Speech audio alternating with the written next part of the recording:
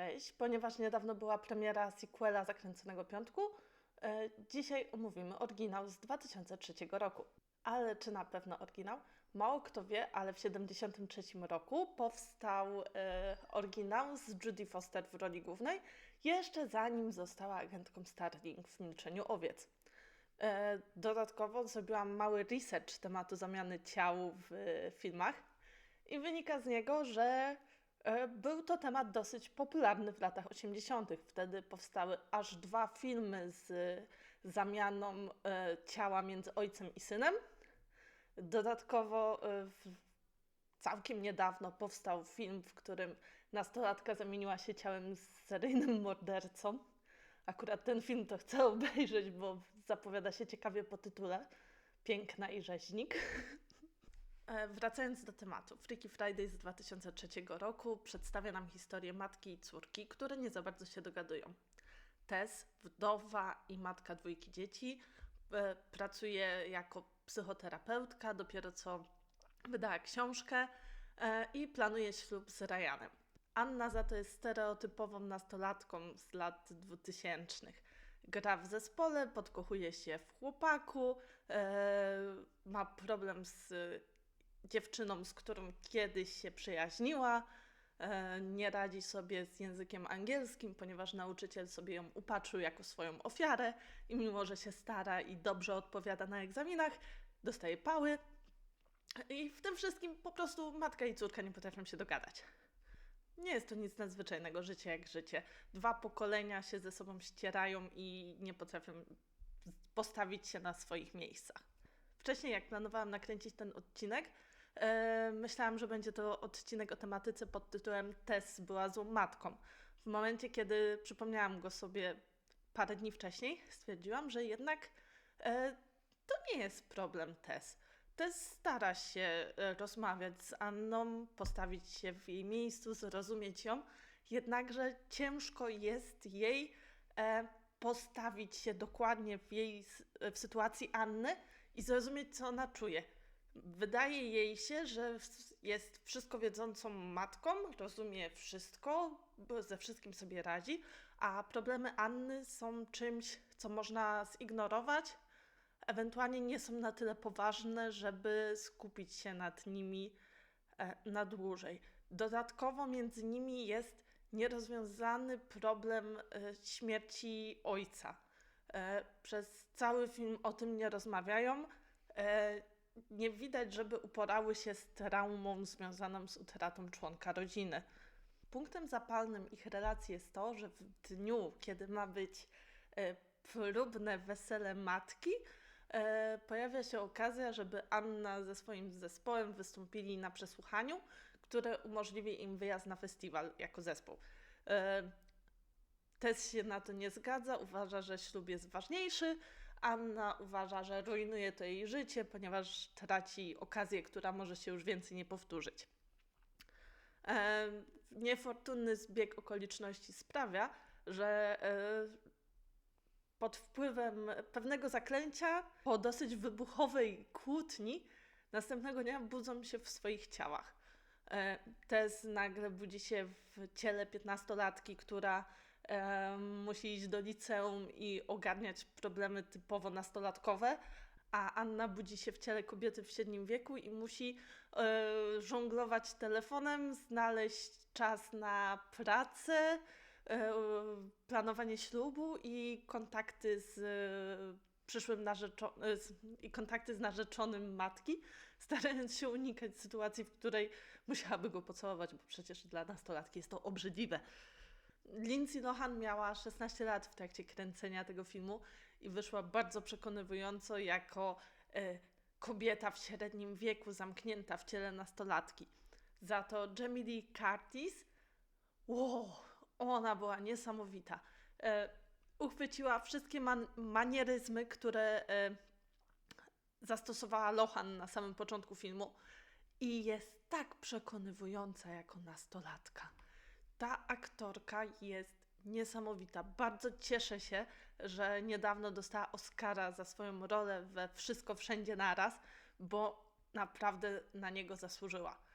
Mam nadzieję, że będzie miała jeszcze masę wspaniałych ról, w których będzie mogła się bawić tak samo dobrze, jak podczas kręcenia Zakręconego Piątku. Wracając do fabuły filmu. Anna miała okazję doświadczyć tego, co jej matka. Miała okazję docenić to, jak wiele rzeczy jej matka musi ogarnąć, jak wiele rzeczy jest na jej głowie. Dodatkowo miała okazję spojrzeć na narzeczonego mamy w taki sposób, jak widzi go Tess. Mogła z nim porozmawiać, mogła dostrzec, że ten mężczyzna stara się być członkiem ich rodziny i robi wszystko tak, żeby zostać zaakceptowanym. Ogólnie jest spoko facetem. Pokazuje, że niechęć Anny do Ryana jest niepotrzebna i że Ryan stara się zostać zaakceptowanym i stara się dobrze żyć z rodziną, którą ma Tess. Dodatkowo mogła dostrzec, że jej młodszy brat, który zawsze jej dokucza, docina, zachowuje się jak typowy brat. Kto ma rodzeństwo, ten wie. Pozdrowienia dla Karola i Krzyśka. Miała okazję zobaczyć, że mimo, że ten brat jej dokucza, to tak naprawdę ją ceni i kocha jako siostrę. To było urocze, kiedy jako Tess musiała wziąć udział w wywiadówce i przeczytała wypracowanie swojego młodszego brata o tym, jak to Anna jest wspaniałą siostrą. W przypadku Tess ona miała trochę inne zadanie, ponieważ musiała wcielić się w nastolatkę i zobaczyć, jak to jest w szkole i jak to jest inaczej, niż jej się wydawało na początku filmu. Weszła do liceum, bo to chyba było liceum, nie wiem jak to wygląda w amerykańskim systemie oświaty.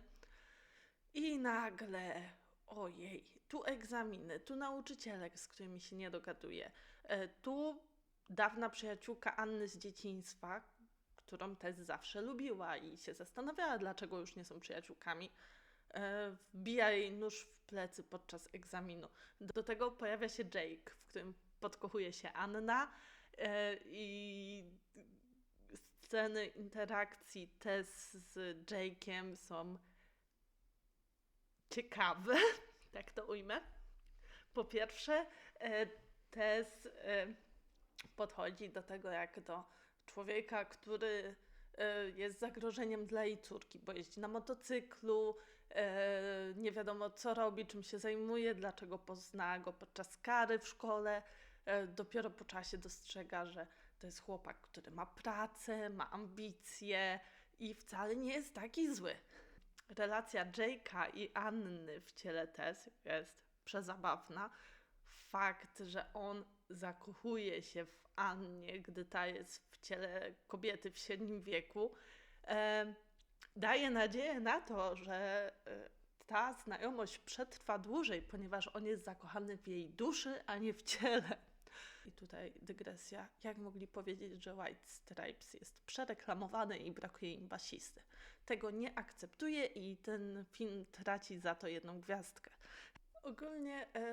Ogólnie pewnie większość z nas myśli, że gdyby mogło cofnąć się w czasie i wrócić na przykład do liceum, podstawówki albo na studia, mając tą wiedzę, którą ma teraz, dałoby radę uniknąć pewnych błędów, których popełniło.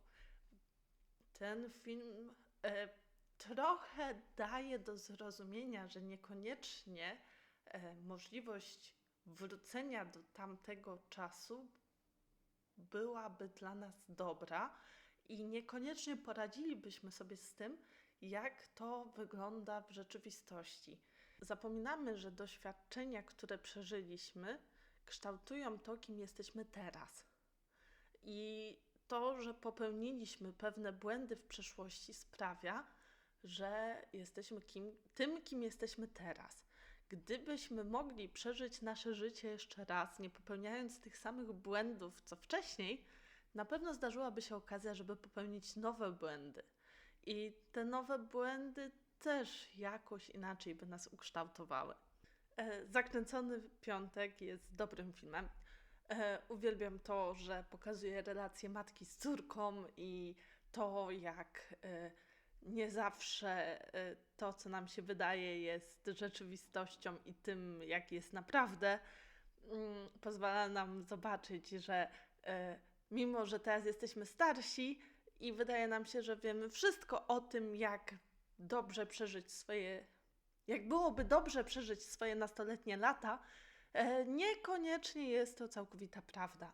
Film jest dobry, na pewno jest sympatyczny podczas oglądania. Aktorki dały radę, daje trochę do myślenia, pozwala sobie wyobrazić, jakby to było, jakbyśmy byli w ciele kogoś innego, pozwala nam docenić członków swojej rodziny i udało mu się uchwycić urok lat 2000.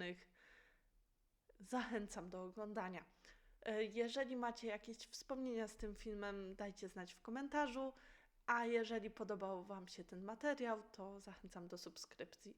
Jeśli jeszcze nie oglądałeś tego filmu, zachęcam do obejrzenia go z otwartym umysłem i wyobrażenia sobie tego, co byś zrobił, gdybyś następnego dnia obudził się w ciele swojej matki.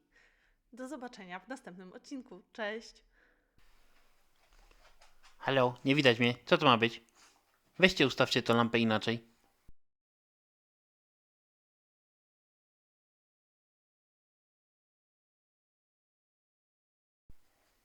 Nic nie pomogło. Ja nie mogę pracować przy takich warunkach.